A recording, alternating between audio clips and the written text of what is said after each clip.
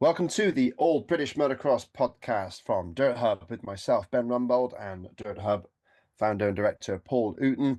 Looking forward to another great weekend. Just come back from MXGP of Argentina, and now we've got the Scottish Championship ahead of us this weekend in the British scene. Looking exciting, and it's looking like a nice lineup. Paul, you've had the inside information on who is racing at the Scottish Championship opening round. Looks like quite a decent lineup. Yeah, Scottish is always good. Since Johnny's taken over the championship, and they put some hefty prize money in there, which has attracted the riders. So yeah, done a great job. Very good, from a media perspective as well, and it has sort of got the imagination of both riders and fans up there. And in terms of tracks, do you know what? I wish I was up there, to be honest, because yeah, they have some absolutely amazing tracks up there. And yeah, this weekend in Tain is looking hot. MX1, you've got Brad Todd, reigning champion in there. Tristan Purdon was second last year. Conrad was third, and then Ben Edwards was fourth. They're all there, as is Carlton Husband, who was fifth. So the top five riders from last year's championship are in it, as well as Martin Barr making the trip over. Jason Meara's in there. Lewis Hall, who was quite impressive at Hawkston, is in there as well. Charlie Putnam, Jaden Ashwell's in there, and the evergreen Tony Craig, he's in there, and Ross Rutherford. So yeah, MX1's going to be good. Last year, barring I think it was barring Jeffrey Hurlins, really, Conrad's only loss came in the Scottish Championship. So Conrad Muse was beaten once, and that was by Tristan Purdon. So Tristan loves it up there. So that's going to be interesting. Brad Todd loving riding in Scotland, being the number one. But Martin Barr, obviously always one of my favourites, mate. Yeah, he's one of them riders that could well be on the box out there, mate. So yeah, no, loving the look of MX1 up there. And this is the start of a big run of meetings now. So we've got the Scottish Motocross Championship at Tain this weekend. Then next weekend is the Bridgestone British Masters at Calum. Then we got the MPC at Oxford Motor Park, and then we have the big one, the first round of the All British Motocross Championship at Hawkston Park. So we've got 4 back-to-back weeks of racing in the domestic scene in the UK. Obviously, you're going to be in Spain, so you're not going to be around for some of this. But you're back for Hawkston, aren't you? Yeah, that's it. Yeah, I'm booked into the commentary at Hawkston Park for the British Championship. Can't wait for that. It's a massive pleasure and honour to do the British Championship. My uncle won it once, and it's just still pinch myself to get in the commentary booth and announce the British Championship. It's a massive honour, and yeah, really looking forward to this new season. I mean, you've got such a great lineup. This new concept of how it's going to run with the 125 Championship. They got the Youth Academy the night before. I'm going to go down there on a Saturday and check out the Youth Academy just to see what's being said, just to be nosy and see how they're going to do this. And and the 125s, MX2, MX1 classes all look fantastic. So yeah, really looking forward to it. And it's going to come off the back of 2 weekends of travel, Spain and France, but not quite as bad as the massive jaunt we've just come back from. So it's quite nice, got a weekend off. But for sure, the British, it's good to see the British scene vibrating again. I mean, it's like really, we've got some great events coming up, and this is March. It's when it all happens. It's when it kicks off. Everybody's full of hope, and it's lush. It's good to be seeing. It's great to see that all is starting up again.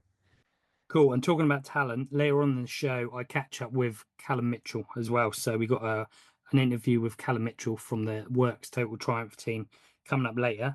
And talking of MX2, we're just to delve into, before we go into Argentina, let's just look at MX2 and the Scottish Motocross Champion. Then Charlie Heyman is their reigning champion. And again, I think Charlie excelled in Scotland last year. And I'm hoping that, again, he can do the same, and that can really, because I think we spoke about it before, I think this is a turning point year for Charlie Heyman. I think he needs a big one this year. it's been a little bit quiet on his front. He's had a few sort of good results, but not really quite fulfilled the potential that we probably expected after he blitzed the 125s. Like, he was unbelievable, wasn't he? Yeah. So yeah, The last year of the Youth 125 for Charlie Heyman, he wiped the floor with everybody so fast, so beautifully smooth, great rider to watch. Not a big brash character, quite a quiet, shy rider that let his riding do the talking, and there's nothing wrong with that. He's absolute flyer on circuit, and then he's had a couple of rough seasons. Injuries affected things. I think the first team he didn't gel very well with. He is happier, I think, with the SC Sport and Husqvarna. So if you can stay healthy, get some confidence as reigning champion in Scotland, and then bring that to the British, it would be great to see Charlie Heyman really start to press forward because, I think he's got so much talent, and that's what we want to see from a young British rider. So hopefully, he can get some great confidence in Scotland and bring it to the British a couple of weeks after. cool. Yeah, and number 2 in Scotland and also in the lineup is Glenn McCormack, who looked good at Hawkston, another rider that impressed at Hawkston Park. We've got Ryan Thompson in there, who was third last year. Bailey Johnston. Now, he's a rider as well that I just remember from Oakhanger MX Nationals when he stormed Yeah, it, didn't he? Do you know what I mean? So since then, he's sort of gone off the radar, but there's no doubting he has certainly got talent. And a rider that was fifth last year was Ryan Waggett, so he's going to be there. Calum Mitchell, obviously coming back from a layoff, but he's been riding a bit of arena cross and stuff. Definite guy that has potential to start getting a few results back. Lucy Barker's in there, which will be yeah, interesting. Lucy's obviously coming off the back of a phenomenal year, riding in the WX champion, double European lady champion as well. Other riders in MX2: Max Harris, Lennox Dickinson, Jack Meara, Jordan McCall, Richard McEwen, Sid Putnam, David Plank, and Lee Cameron in there. That's the names that are in that MX2 class. But yeah, going on to the British MX2 class is unreal. So I'm going to be doing a few little features with some of the rookies going into it, because there's a lot, and there's a yeah, lot of good kids in there. I think there's 82 riders on the rider list for MX2. And as well as, some of the new riders in there coming through, the rookies, there's also quite a few sort of older names coming in that you're like, oh, I haven't heard from them for a couple of years. So it seems to be, like we said, capturing the imagination of not just riders coming up through the ranks, but some of them who are sort of stepping back into the ring, really, which is yeah. quite exciting. I think in general, I think it's the excitement of the new organisations. You've got, I think a few people kind of left the British scene just because of the cost and things like that was being demanded, and I just think in general there's that sort of hope around the British at the moment. So we'll see what it brings. I mean, it's the joy will be if we get similar registration numbers by the time we get to the end of the season. That's when we'll really know how much progress the British has made this year. So it's the great thing is it's exciting, it's full of hope, and it's we're all guns blazing for Hawkstone. I can't wait to see how the qualifying system pans out, and it's going to be good. So for the Scottish Championship to start first, I mean, they've got good all-weather circuits there. It's a series that's bringing the riders up there. I don't believe Brad Todd is racing number one. I think I've heard that he is just gonna ride his normal 714, but who knows? They might get some shirts made up. I'm not sure yet, but we'll see. But he certainly does ride up there, and it's going to be a good show for sure. Especially if Conrad and Tristan get amongst it, that'll be a good crack. And for riders who want to practice ready for the pro classes, just been given a heads up. Then the Milnall MX Rough Track Tuesdays. So they're going to leave the track rough like it's been ridden on all week, and then Awesome. have sort of 30-minute sessions for the pro riders.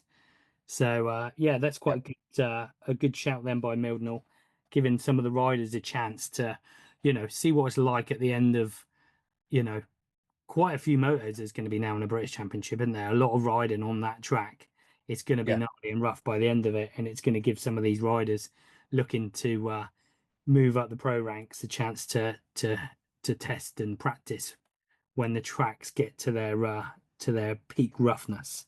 So fair play Yes. to Milden. Yeah, that's cool. I like that. So cool, mate. So yeah, that's the Scottish. Looking forward.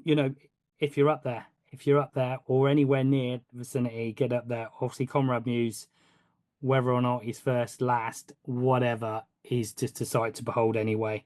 Yeah. And there is always great racing up there. So yeah, that is kicking off the domestic scene this weekend, mate. The World Championship kicked off in Argentina. You're fresh. Fresh. You're not fresh. You're not fresh. You don't look fresh, but you are back. Thanks. You're back from Argentina. Um, yeah. How was it? Crazy. Such a long way. I mean, it's I think we counted it as about 34 hours between leaving the house here and getting to the hotel in Argentina. It's just yeah, it's a crazy journey because it's yeah, Birmingham to Frankfurt, Frankfurt to Buenos Aires. Then you got to drive across Buenos Aires to the other airport that takes you then to the city of Cordoba, which is, if people haven't heard of Cordoba, it's basically like the Birmingham of Argentina. It's actually bigger geographically, like in terms of area, than Buenos Aires itself, the capital.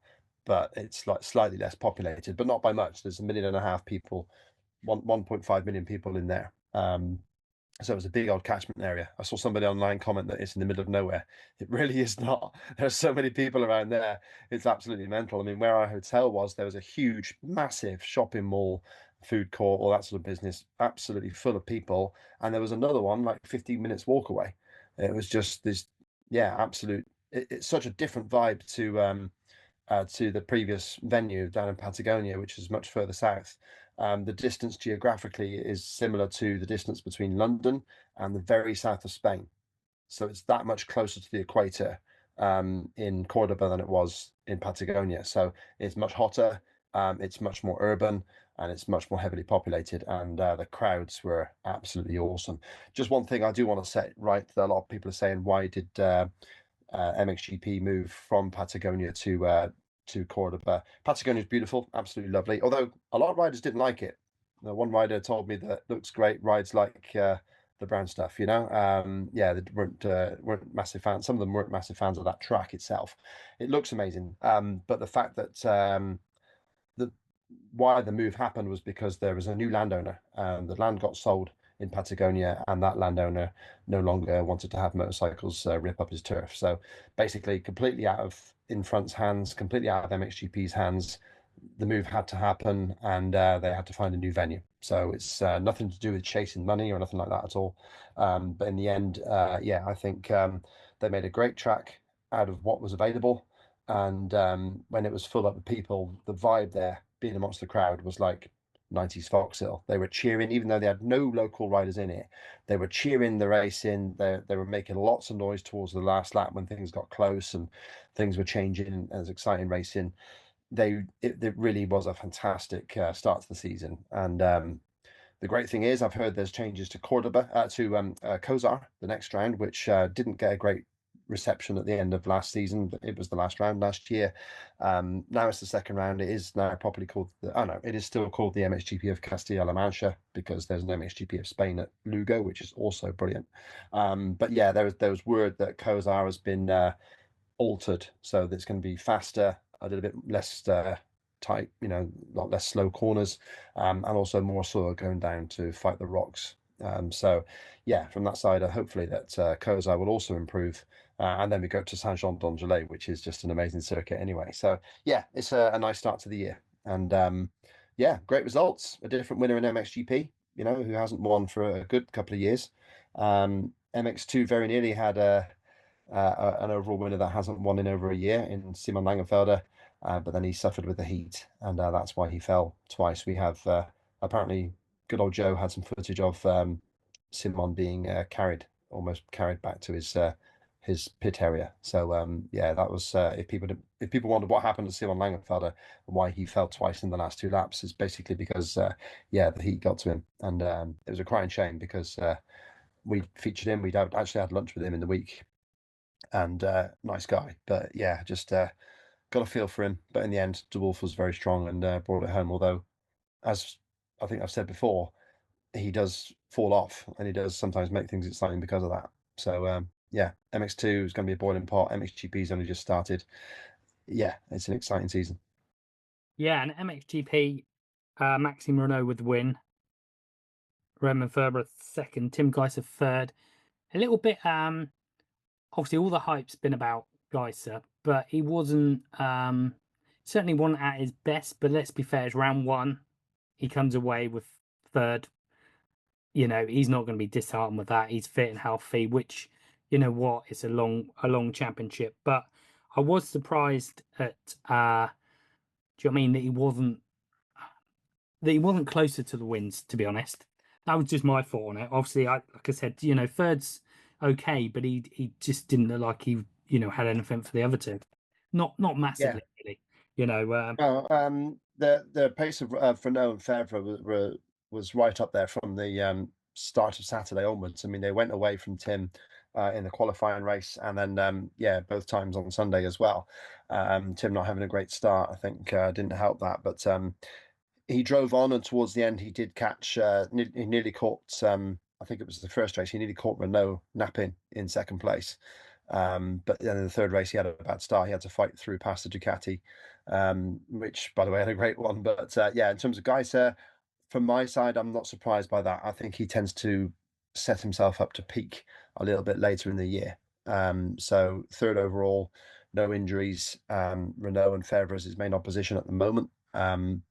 Then yeah, I don't think he's panicking, put it that way. But yeah, it was great to see Renault on pace. He's had 2 brutal years with a very, very bad foot injury, and now we might be able to see what he can really do. And it's the first time a Yamaha has held a red plate in MXGP since 2016 with Febvre. So that's pretty nice to see a red plate on a blue bike. that is crazy. And Ducati's are Yeah. in the UK, Oh but yeah. in June. But so yeah, you can buy one from June, 450 Desmo. But wow, Ducati on the debut, fourth from Yeah. Guadagnini overall. Wow, I don't think anybody expected that at all. No, I mean, with the newness of the bike, um, I would have been happy, or well, I would have been happy for them and surprised, pleasantly surprised to see Sewer up there in fourth. But Guadagnini, I mean, this is a guy who had a savage year last year, a big crash. He like fell like 2 stories distance onto flat ground in a practice crash at the start of the year. Really beat himself up, and he was never the same since. Um, he moved to Belgium away from Italy. He's not the kind of Italian that can just do that. You know, he's not like a Caroli type who will just do whatever. He's very much a gregarious character, outgoing, and he likes the social side of Italian life. And he's now back with Ducati. You can see how happy he is, just buzzing around the paddock. He's just having a laugh about his dad barbecuing his phone and all sorts of stuff. We got some nice footage for behind the gate, but to see him catch and pass Seaware in particular was a real surprise, and to see him up there battling, then getting the whole shot, and he was no pushover. Geiser took his time to get past him. Um, so to see Guadagnini pull a result like that out of the bag is great, because he's a young rider, a great character, great for MXGP. And yeah, that was a really nice surprise. So to see Guada up there fourth in the series straight away on a brand new machine like that, and to see a whole shot twice, I mean, who saw that one coming? You know, that's just that's horses, that's horsepower, which is what Ducati's famous for. But yeah, I mean, Sierra had a bad second race, had a big crash, which is a weird one. It just high-sided out of a corner. But yeah, it's something that I don't think anybody saw coming from Ducati. I thought Guadagnini would be battling outside the top 10 or struggling for top 10s, but to see him in fourth immediately, and a good fighting fourth, was pretty impressive. Yeah, definitely. And just looking there, so Glenn Koldenoff was fifth.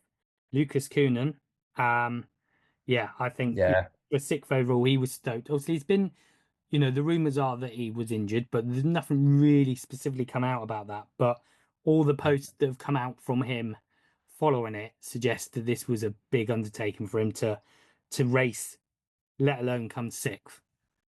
yeah. I mean, Coldenhoff didn't have the starts. He had all the pace that he had at Hawkston Park. He just didn't get out the gate well enough, which was surprising because when I saw them at the start practice, in start practice anyway, I didn't see it up close in the races, but he was running a rear um, whole shot device as well. Like the mechanic leaned on it and compressed the rear of the bike and then adjusted it. So I thought he'd be getting out the gate much better. But yeah, so I think he's one of the only teams now running a rear whole shot device, but it didn't help him at the weekend. And he had great pace and great fitness as he always does to make progress in the pack, but he just started too badly to really affect the results better. But yeah, for Coonan, I mean, he was walking around all weekend with long sleeves. He wasn't showing anybody the scars on his arms. I didn't see them, but I heard about them. He's had surgeries and all sorts of things. So yeah, he was playing it cool and calm and nothing's wrong. But it's evident from the lack of speed on Saturday that something was wrong. Then he had a second corner crash in the qualifying race, which kind of denied him the shot of showing what he could do. But then, yeah, for the race weekends, that team and the family were celebrating it like a GP win. They were absolutely stoked that he got as high up as he did. So it reminded me of Hurling's when he first moved to MXGP. He was recovering from an injury back in 2017, and it took him a time to get up to pace. But at the end of that year, he was killing them all. So if we see that sort of thing from Lucas, the second half of the year in particular is going to be very exciting, especially if Jeffrey does come back to anything like his full strength. Then yeah, that racing's only going to get better and better. But for Lucas, it was a good result. And let's not forget that if he does win the world title this year, he will be the first ever teenage world champion in the 450 MXGP class as it stands. Because Geiser's the youngest yet, and he was 20 when he won it. So yeah, it's going to be pretty sweet to see how well Lucas can do. It's only just started MXGP. I know that's obvious, but you know there's lots more to come from those riders as well. Yeah, no, definitely.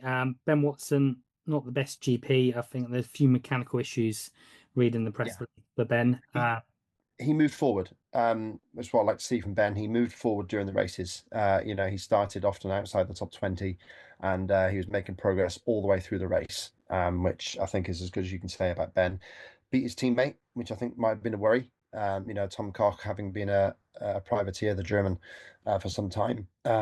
He was looking a little bit quick on Saturday in comparison to Ben, but yeah, Ben moved forward and showed his class. So I think he was 14th in race two, and that came from about a 22nd, 23rd place start. So he really did move forward in what was quite a. Don't forget, it was a full lineup for MXGP. There's 45 riders entered. They had to have two qualifying groups, and yeah, he came through to the 40th. But the ride of the weekend is Valentin Guillo's fifth place in race two. That's crazy. He bought that bike himself from a German dealer. That's his own motorcycle. He paid for it himself, paid for it to get shipped out, and ended up with a fifth in race two. Shame he crashed his brains out in race one, but yeah, he did amazingly well to get that result in race two. So fair play to the Swiss rider. That's a proper underdog story there. Oh yeah, and it's going to go all year. Yeah, it's just amazing. Do you know what? I love that. I love an underdog story. Yeah, he is the guy, isn't he? Yeah, I mean, when you consider the guy that replaced him on that team, the Honda SR Moto Blues squad, was Ship to Cycle. Now it's sponsored by Motul. But yeah, Frato replaced him on that team, and Alberto was ill, and then I think he hurt himself as well during the weekend. That's been kept quiet at the moment. There's been no official announcement, but yeah, he was under the weather anyway, and then I think he had a crash and made things worse. So Horgmo was impressive. He was fast early in the races, had good starts. But yeah, for sure, that team might be calling Guillo to come back after that amazing result because Alberto's had a rough start. So before we delve into MX2, I just want to shout out that Junior E Motocross Series is coming to the UK. So Matley Basin MXGP of Great Britain is going to host the third round of that. Last year we had a couple of our riders, Colby Redsaw, I think it's Leo Goldin, a couple others that took on that series. This year is probably a little bit more local because I think there's a round in France as well, and a round at Matley. So this is for KTM, Gas Husqvarna E5 riders. So if you're an E5 rider, then yeah, look on our site and you'll see it. We've got an electric section on there. You can find out about that, how to register. But yeah, what a chance to ride at Matley Basin. And like we said before, like some of our Revy races, like Colby Red Soul started with us on a Revy. Our first Revy Cup was part of the Airborne Gunner Supercross, and progressed to ride on the world stage in this Junior E Motocross series. So yeah, great opportunity for a little rider to be part of something so huge. So yeah, keep your eyes on that one because that is huge. But yeah, talking of up and comers, MX2, mate, there was a couple of riders, a couple of really great results in there. First up, I'm going to say Cass Volk, our British champion. What Yeah. an amazing first moto he rode. Like he looked at home at the front. Yeah, absolutely. He got and actually have a slightly cagey start as well. He jumped off the side of the track at the start of the race, of the first tricky set of jumps they had there out of the second corner. So he actually briefly left the track there. But yeah, fought back brilliantly. I mean, there was mud, and Cass is a good mud rider, solid, tall rider, and yeah, he basically just stayed on and took advantage of issues from other riders. I mean, Mattis Balan was right up front, looking threatening to the wolf in the very first race on Sunday. But yeah, threw it away on the first lap, which was a pain for him. There are lots of bikes really suffering because of the mud. So we saw a lot of bikes go up like in big clouds of smoke. So that was a bit tricky. And Van Am was one of those. I think he had a second crash which dislodged a radiator hose. And that was terminal then for that race. So bad news there for him. But yeah, Cass was just absolutely first rate. He was, yeah, not only third, but then in the second race, he also moved forward from outside the top 10 and yeah, got into a decent enough position that he could claim, what, sixth or seventh overall. So yeah, from that, yeah, put in a great result. He's got a British mechanic who used to race the British Championship, Ross Hill, who's a great character, great laugh, and yeah, he was absolutely buzzing after race one, and rightfully so. So yeah, great first showing from Cass, great debut. In comparison, Valan, who was the champion in the MX250 last year, put in a great start. I think he's won a lot of fans, especially in the UK after Hawkston Park. And yeah, he's one to follow, one to be excited about. And he came back with a decent result in race two. What surprised me was Valerio Lata, who was second to Valan last year, and the other big rookie on the HRC Honda. Got a good start, but faded quite badly in race two. But then he wasn't alone in that. It was very, very hot in race two. Like I said, it's hard for us to see that from a TV perspective, how hot that was. Yeah, it was great. It was almost well, yeah, I would say it was Indonesia level heat. It was hot. It was bad. When the sun came out of that place, there was no shelter, and it just beat down from high on. Yeah, it was, the aircon was working hard, put it that way. On that note, just an aside, just been announced that Indonesia is off the calendar and Finland comes in. So that's just been announced, and motocross of European nations has been cancelled, from what I can see. Not that Team GB took part in that one, but that I'm sure that was on the press release. Do you read that? Did you write the press release, by the way? I didn't write the press release. No, it came as news to me because I have the transcription of Behind the Gate on Monday, so that takes up my entire day. It's a big old job. So I didn't see that, and then of course I was traveling from Tuesday until last night, so I only just saw the news this morning of the calendar update for Indonesia, and then but yeah, I haven't actually seen that the Motocross of European Nations is cancelled. Just A says shame. just a one-liner at the bottom. It just says, in addition to this update, the motocross of European nations event has been cancelled for 2025. Oh, that's a real shame because it's a decent event for like EMX level riders, and they have the motocross of the women's MXON in there as well, which is a good event for them. But yeah, that is a bit strange, that one. Not quite sure what's happened there. There But you there go. Sorry about that. But yeah, back to MX2. Sorry about that one. It just tried to hook it in there and he said Indonesia. yeah. I mean, there are some riders I think who will be quite happy with the climate difference between Indonesia and Finland. Yeah, I can I might imagine that. I might have to use Powder the being one of them. Sorry, Lagerfeld definitely being one of them. Yeah, for sure. Yeah, that's what a shame. I was so gutted for him because yeah, I mean, at the time I was too busy making sure our new cameraman got to the podium in time because with Sasha and Simon, that was the team we're covering on Behind the Gate episode 2. So that's going to be out soon. Look for that. But yeah, that's it would have been great to have them the second race win and the overall win, two riders on the podium would have been amazing. But yeah, Simon just yeah, just was physically done. Um, and as Paul Malin said to me on the little headset we have at the races, he was like, yeah, he just doesn't do heat very well. So yeah, that really sucked for him. But what can you say? You know, Wolf was there, strong enough to hold it in the end, and the championship was still very close. Sasha Kunin could well be a threat if he's winning. That's his first race on proper hard pack, because he won in Latvia and he also won in Majora, but that was a muddy one. So yeah, that's the one for him is straight out the bat. Watch out, the kid's fast. Do you know what? I think there's quite a few riders to watch out for. One rider only come 10th overall due to a machine issue in race 1. Andrea Darmo, race 2.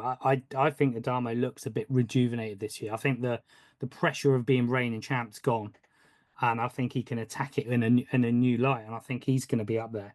But to be Yeah. fair, MX2, I think there's going to be quite a lot of shock results in there. I think each, you can see by the points totals, they were quite low because the results are so up and down throughout.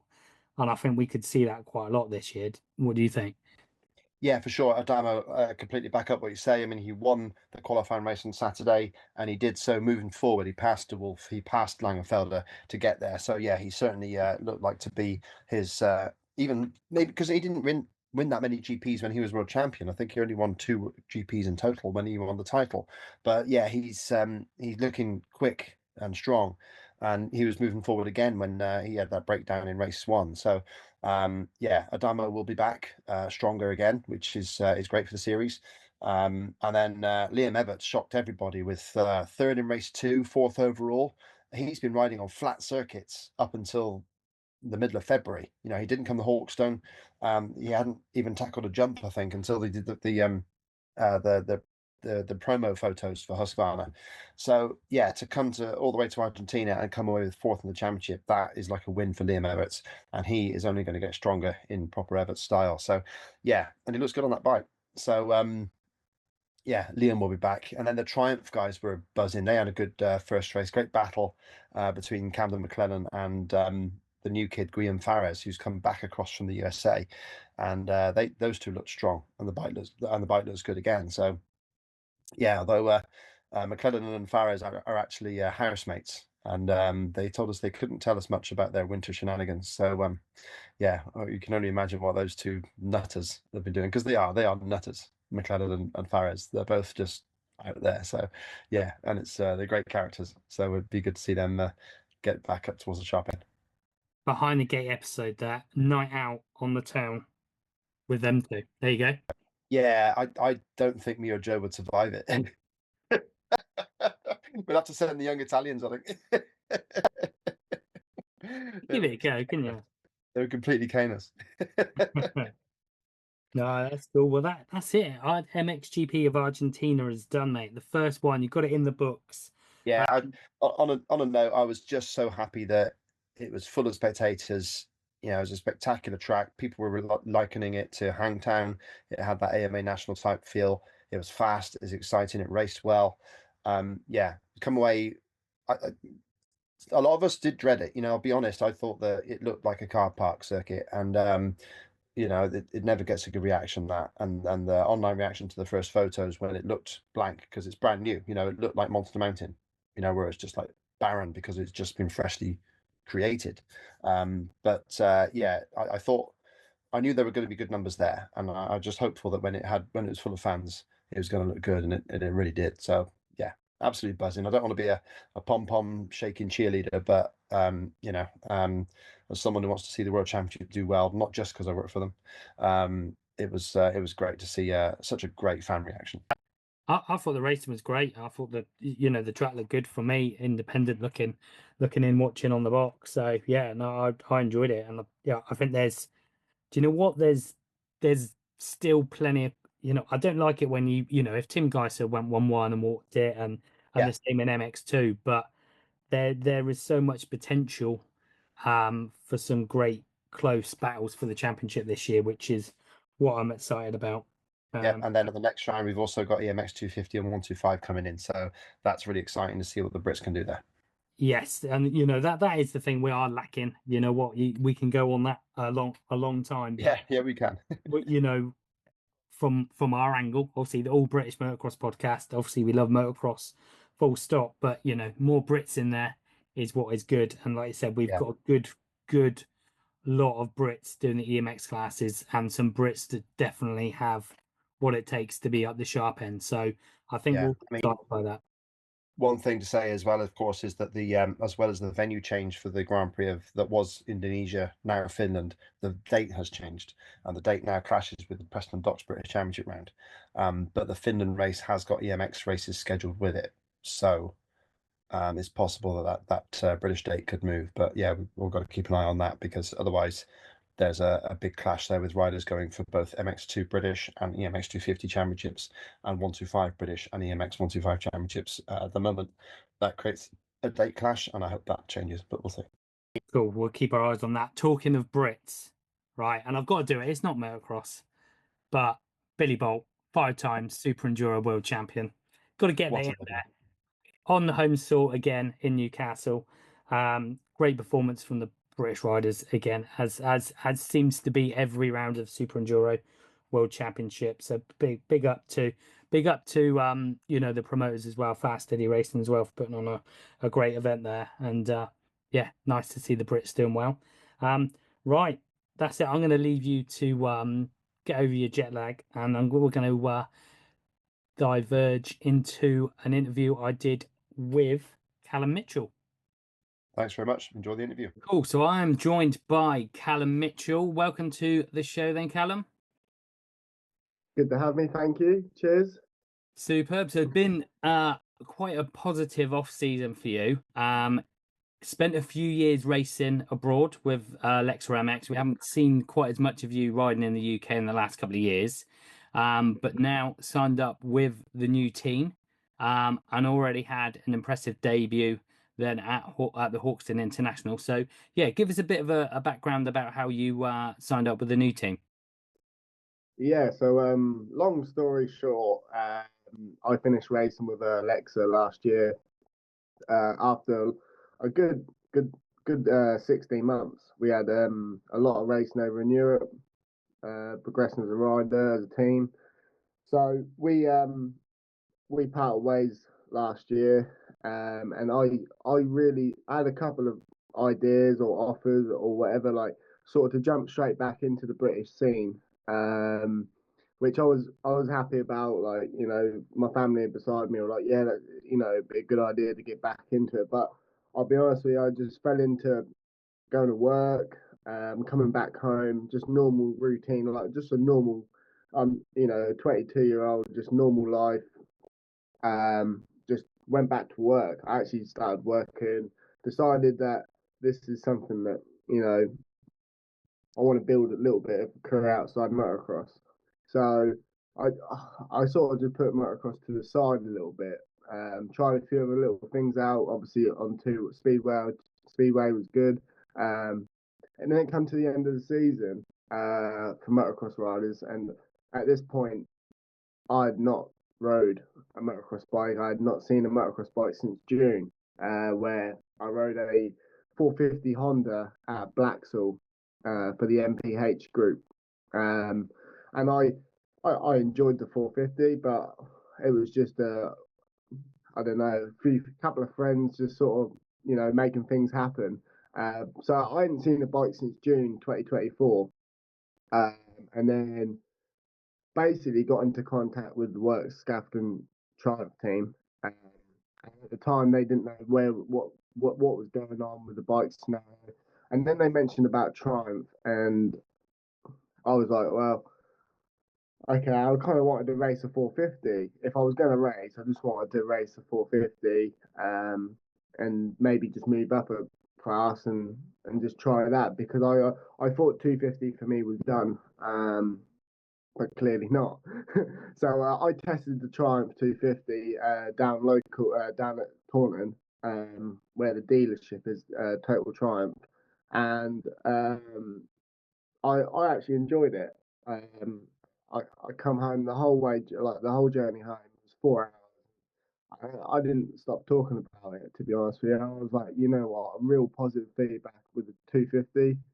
I really, really enjoyed them guys, the guys that were surrounded in the team, familiar faces, and overall, that was probably the best I've had over that 6 months. I'd just been, not miserable, but just working and just, having a bit of a reality check. So when I went out and rode the Triumph and tested it, I actually really enjoyed it. So it all kind of stemmed from there, really. I thought, you know what, maybe that night it was all sort of a written thing was out and a written document was sent, and I was ready to go. So from November sort of time, I was pretty much signed up. There was talks of me riding. I was wanting to race arena cross, to be honest with you, not with this team, but I couldn't. Well, I couldn't juggle everything around. So I decided to race the 250 Triumph because I really enjoyed it. The team were cool, really relaxed, and I like what they're doing. And yeah, my result from Hawkstone was because I'm relaxed, happy, you know, and there's no stress. So yeah, basically that is my little story from when I left the other team to this team. I literally didn't do a lot of riding, and I didn't do anything, and I jumped on 250, and I really enjoyed it, and I just sort of just got away with it. Really, I kind of just jumped back into my old shoes. So yeah, I really enjoyed it, and after last week at Hawkstone, I think people can see that there's a new guy like myself. I'm a different person now. I'm much more relaxed, I'm much happier, and yeah, I'm really happy. So yeah. No, that's awesome to hear. And, going back a little bit, because we haven't seen you quite as much, in the UK because you've been riding abroad, and you say people will see a different person. How much of do you think that has shaped you as well? The riding with Alexa, riding in the other championships abroad. Do you think that has really helped you as a rider and as a person, really? Yeah, so casting back to what was it, 23? I joined the Alexa team. We made a big decision to basically not race in the UK, only do one national, and focus on the Dutch championship as well. And I really, really enjoyed it. It's very, very hard. The riders are unbelievably quick. Um, so there's no time for mistakes because there's 5, 6 guys on your tail, and that's mid pack all the way through. So being able to progress through the Dutch and Europe stuff from the 22 season, from the 23 season to the 24 season, I come into that year, start last year, very strong, knowing full well I can be a top 10 contender in the Dutch Masters. So, and that's what we did. And for me, that was a big improvement because I had not scored a top 10 all previous year. So, and these guys, you look at these guys, there's 100 riders on the gate, like at the line, but for practice, because not everyone gets through. So the competition out there is very, very strong, and maybe without myself realizing it, I think I actually learned a lot, and I think developed as a rider. Even though I had the time off I had, I think it developed me as a rider and a person to realize, the racing abroad is very, very strong, and over here we need to take a pinch of that and bring it back. And I'd like to say I've took that little pinch and brought it back with me. as a team that year, we done Grand Prix at Matley as well, which we had another good race as a team, and myself. We scored points, Grand Prix points, and a big achievement for me. Like, no, yeah, on paper, 19, 20, I can't 20th, I think. It's but for me that was a big goal to be on the main stage. So over the last 2 years of racing for that team, I definitely developed, a bit of a European, I don't know, the way I approach things now is much better, probably because of racing over in Europe, and it is a very good heads up. A lot of people need to experience that to realise, how good it is over there. Yeah, So, and I think we saw that like at Hawkston. Like I said, you come into it sort of fairly fresh, with a bit of time off, and already, I think you were the second best British rider in MX2. Didn't have it yeah, easy as well. Didn't make the best starts either. So, you had to work really hard for it. So, really good signs from that one. Going into the British Championship with the new team. Bit of a new look British Championship now with, hopefully enough riders to make qualifying and LCQ similar to what you're saying, like it is abroad. How much are you looking forward to this sort of, yeah, I'd say your fresh approach on a fresh championship. yeah, it's good. I haven't actually raced the British Championship now, the main British Championship since 2022. So it's nearly, that's a few years now. So I've been able to do the background championships. So I kept my foot in the door a little bit. So to come into this year on a 250, I'm 23 years old now. With a new team, I've got a different approach to things. And yeah, I'm really looking forward to this new schedule, this new British Championship that, you know, hopefully is going to create, real good racing from the top all the way down. So, coming from Hawkstone, I didn't expect that at all. One thing I said to my dad and a few of my friends on the way there was, I'll be happy with a top 15. Um, and that's me. That's my approach now. I'm happy with anything, um, and to have the bad start in the first race and individually, pick my way through to seventh. You know, I, I was happy with that, and to follow it with a second race result, very consistent, and I was very happy with how everything went. And so the other British riders, put up a good fight, and I believe this championship is going to be very strong this year. Some guys weren't there at Hawkstone, so in my head, I'll just replace them to some of the European guys, and we just go ahead again. The goal is still whatever it is, result wise. I'm quite happy with anything, but I think that's the best way I can approach things. But the first time I put stress on myself for demanding results is the time I won't do it. So being relaxed, cool, calm, and collective, and look forward to racing back in the UK. I'm done. I'm done over in Europe for now. I'm happy just racing British Championship, and hopefully try develop myself over here again a little bit. Show some people that we did put hard work over in Europe, in Germany as well, and hopefully bring that over to here, and get some solid results for the team and myself, and show that we can do it. No, cool. And what you're saying about, having your job and a more settled sort of home life in that respect, do you think that's made you, like you said, you're more relaxed and probably less pressurized? Did you find in a way that, when you rode at Hawkston, because there was sort of a bit of a weight lifted off you? Do you know what I mean? Like you were just a little bit more free. You weren't as tense.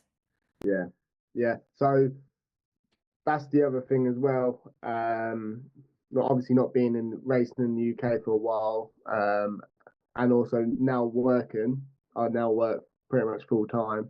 I'm not chasing results. I'm very complacent. I'm happy, working forward, always pushing to go forward, and yeah, sort of just yeah, I'm in a different spot right now, and yeah, just see how things go.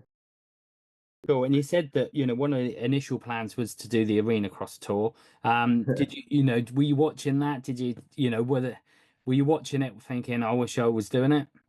No, not really. I was watching it thinking it was carnage, carnage, absolute carnage. But me as a person, I like being um, good entertainment. I think it's great what them guys are doing. I think it gives a little bit of a pinch of what the guys over the water do, um, especially bringing some of the riders over. I mean, I haven't been to the Arena Cross in a long time, but it was a little fall, but and an opportunity I could have, but I didn't. So maybe in the future I might pick up on that if everything goes well. And but it is carnage, but I love the idea of racing, in front of a load of guys, people, and putting on a show. So I like that, So I liked it when they did the straight rhythm. I was always one for doing that straight away, and I'm part of the carnage. I love being. I was just part of the carnage. So yeah, maybe one day we'll have a go. Well, we were talking on which was last week's podcast, and we were saying that Matt Bates now was hosting a round of the British Motocross, so potentially, a Supercross /straight rhythm the night before, which is what I used to do with when I put on Rocket till sundown and Airborne Gunner. We had the motocross, Supercross on Tuesday and the motocross on the Wednesday. So yeah, that might be a way to, if it's probably a toned down Supercross, really, because obviously a lot of motocross riders would possibly be up for that. Do you think they would, or would you, just thinking about it, with a British Championship round the next day, do you think riders would probably shy away from it a little? I don't know. I think depends how people look at it. If it was a British Championship the day after, realistically, you know, I'd look at where I'm at. I'm at in the championship first, because that was the original goal. Unless the team would want me to do it, then I'm I'm all about it. But if I was, up there in the top five of the British Championship, then I'd think twice. But other than that, yeah, it was one of them really. I'm on the back foot on that one. I would be up for it. But I've had instances before where the last straight with him, I hurt my ankle, and it ruined a few rounds of my MX Nationals really. I overstretched my ankle, and it did really affect it a lot. But yeah, if the track was a little bit more tamed down, not so peaked up, maybe I'd I'd be up for it. I think some of the other guys wouldn't bother. I think everyone's too serious now, if I'm being honest with you. But yeah, I'd probably be up for it. To be fair, yeah, I'd be up for it. Deep down, the team would probably say no, but I'd be up for it. Yeah, yeah. You have a speedway career to think about now as well, because I see you've signed for Kings Lynn, the what is it, National League team. Did you ride a few meetings from last year? Yeah, I never raced for that team. Long story short, I just jumped on my own bikes, tried it, liked it, and done a couple of amateur meetings up at Scunthorpe, and yeah, nothing crazy, but yeah, I won a couple of rides and I enjoyed it. I've had a few crashes on it. I've had a few good rides. A bit like any sport, really, up and down. But I hadn't done a lot of speedway. It was just purely we have a little bit of a setup. You know, it's something that I like. I would like to keep my foot in the door, just as just something on the burner, maybe, like, for the future. In long term reality, I think maybe there's a longer career in that sport. But it's something that I only live down the road from Kings Lynn, and the guys at Kings Lynn did help me out with a few things, track time being one of them. And they are creating a development trophy again. The team have announced that, so they have basically involved me in that, but I've made it very clear, and then them guys do understand that motocross is always going to be at the front right now. That is just on the back burner. So I've worked everything out. It doesn't clash. It doesn't collide. Everything is as good as, yeah. It's going to be very interesting and busy, but yeah, no risk are going to be taken. We're 100% committed to the motocross, and that's all. That's all I've got to say about that speedway. Yeah, no, that's cool because you've got Ashton Belgian now. Obviously, he's a rider and he's going really well. full in on it and doing well. And it's a path that I took. I was at the schoolboy motocrosser, went to grass track, then speedway. So I know it very well. It's it's a game that there is potential money in it, but you know what, you spend a lot, like everything, really, isn't it? There's a risk. You spend a lot, but you do. The way that's set up financially is much better than motocross, I believe. But they race without, I don't want to disrespect motocross at all, and the whole, it is very good, and we all earn a little bit of money for racing, but speedway, there's more opportunity. You race, at Ashton's level. He's probably going to be racing 3-4 times a week. Um, and he's obviously got some good sponsors on board. He's got a good setup. He's got good people around him, and he's only down the road. So, we haven't actually spoken yet about speedway. We haven't. Hopefully I'll get some tips off him. I give him plenty of tips on the motocross bike. So, but yeah, no. It'd be good. A lot of motocross riders do make the transition, and I did a something similar to this for Speedway, and they asked me the other questions about what's the difference and stuff like that, and it is very different, but like I say, it's a new adventure, but it's not taken over yet, not yet. No, that's cool to hear though. Like you said, it is a bit of a well-trodden path. Not quite as many in recent years, but we've got like people like Craig Cook, Richard Lawson, the Worrell brothers. All starting to be fair come to the end of their speedway careers, but all come from motocross pretty successfully. Made a really good living out of it. But it's not easy. But the opportunities are there. Yeah, they are. The how that is structured. They do give back.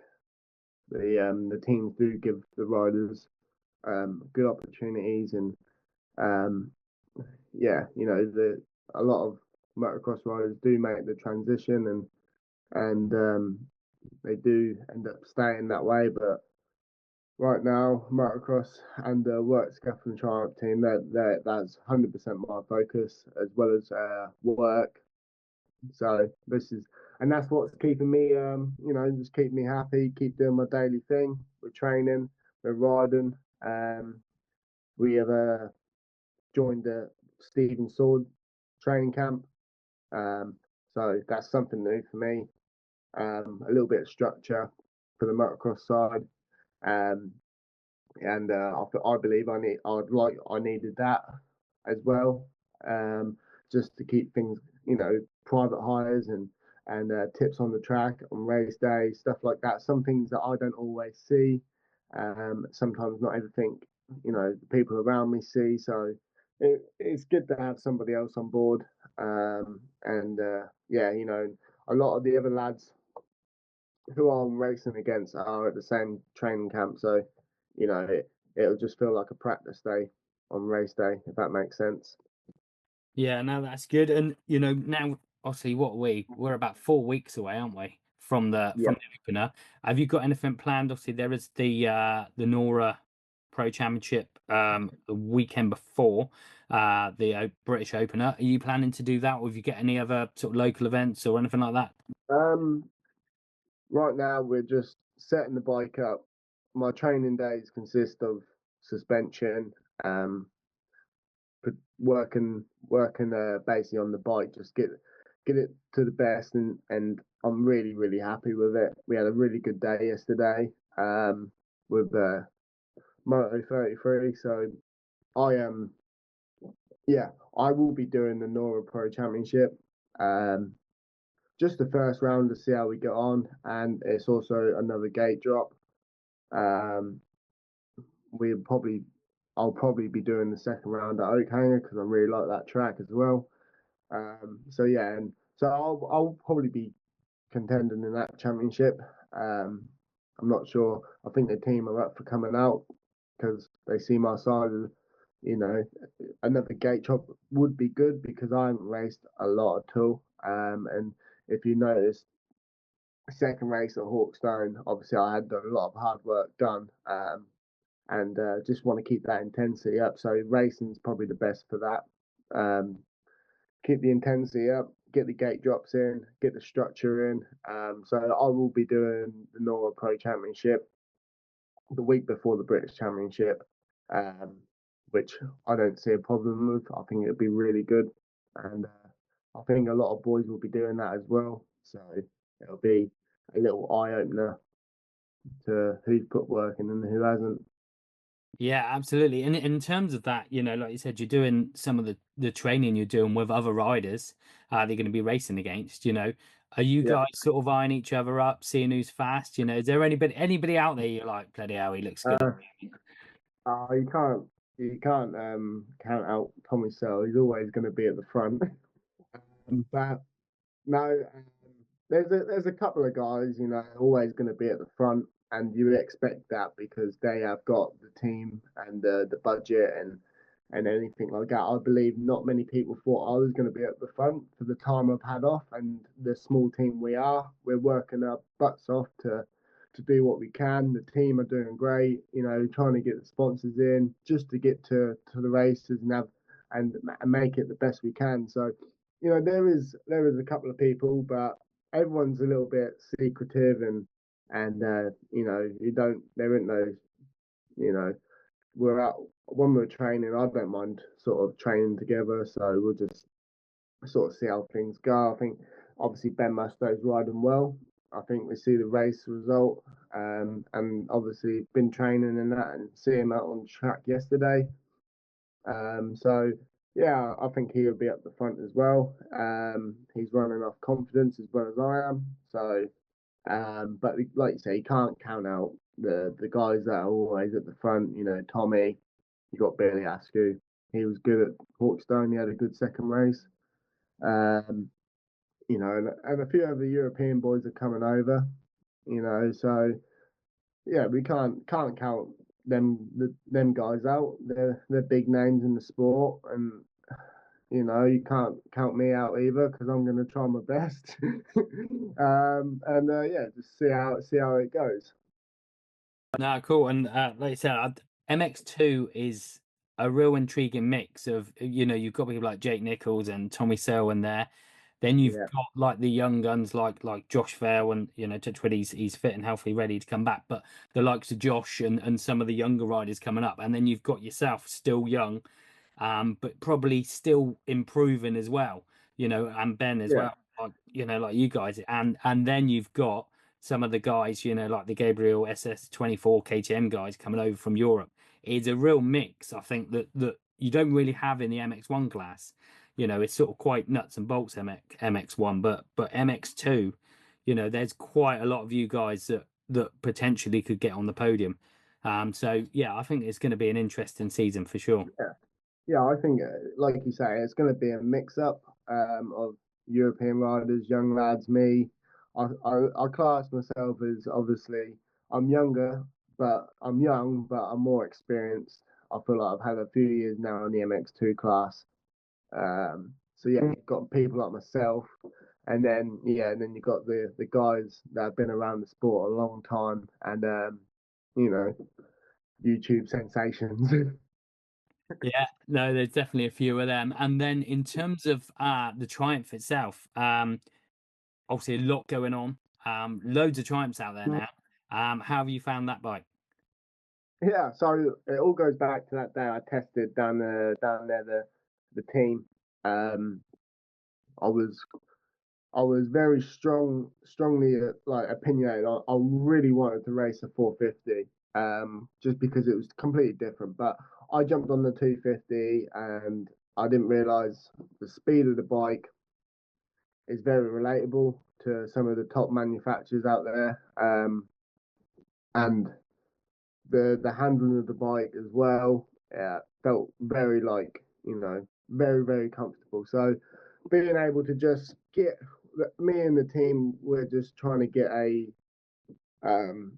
just a strong setting throughout the whole bike. So a strong engine, a strong set, a good setup really. We're not running nothing fancy. We just keep making sure the bike's strong, which it is, and we do a good. We make the bike look really good. I think we've got a very good setup. I think we've got a very good look for this year. So I'm really enjoying the bike. I am probably one of the best 250s I've ridden, as in the feel of the bike when I'm on the bike. So yeah, just as the year goes on, we're just developing the bike, changing clutches, putting, doing the things that we want to do to make it a race bike as well. So I'm quite happy with that. We're making so we have got two bikes the same. My practice bike's identical to my race bike, so that does says a lot.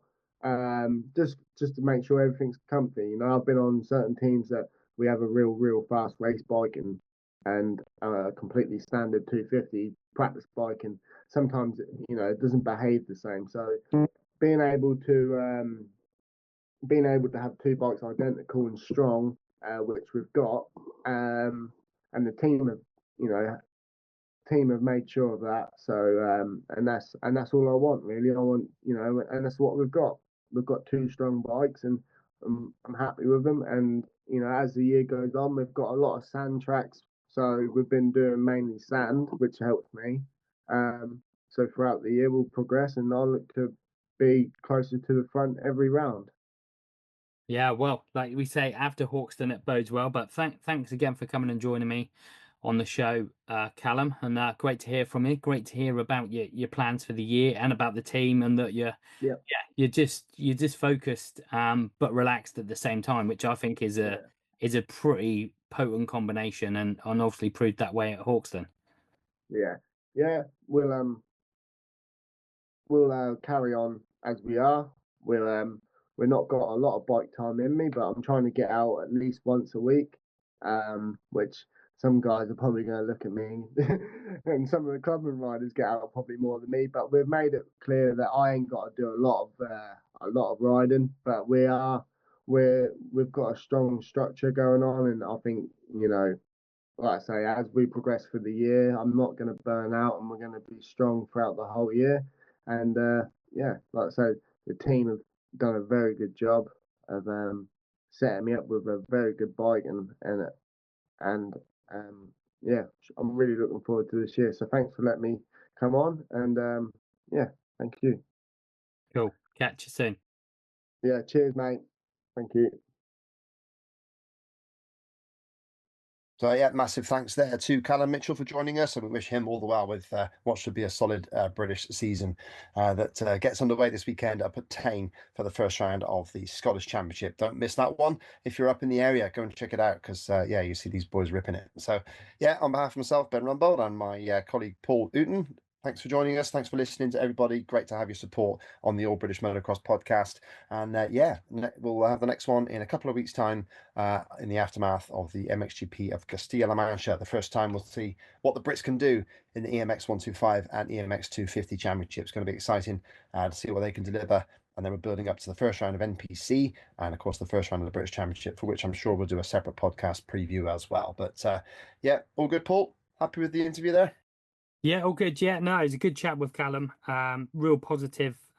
He's got a real different atmosphere about him. You know, as you heard, like he's just very chilled out now. Like he's not got the weight of expectations on his shoulders. I think he's sort of shook that off, and now he's enjoying his racing. And it proved at Hawkston that is the way to go. And you know, we see that quite often, don't we, with riders that have this massive weight on them, especially when they're young and they've come up the youth ranks and they step into the pros and they feel that burden to get the results. They've joined a team and they just feel that pressure, and you know, it does sort of quash their their youthfulness sometimes. You know, it does do that, but you know, some riders, you know, that ends their career. We've seen that for quite a lot of young riders that, you know, go off into the distance and never come back.